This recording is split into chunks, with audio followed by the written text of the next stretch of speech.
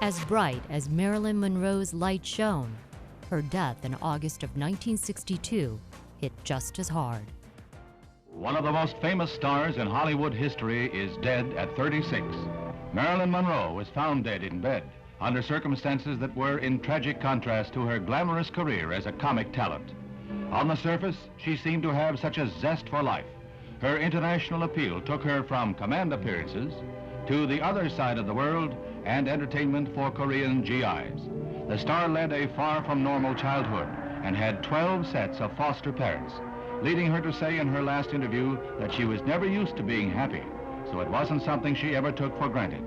She never let her personal feelings interfere with her job, and she was the idol of the GIs, the animation of foxhole dreams.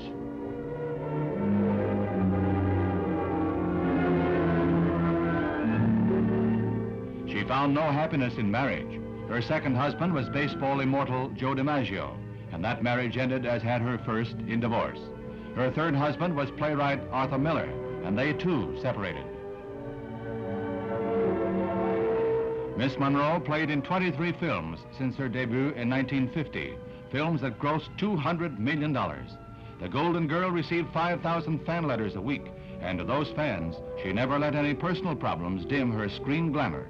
Despite flashes of temperament and tantrums, she turned in performances that kept her among the greatest box office favorites in motion picture history.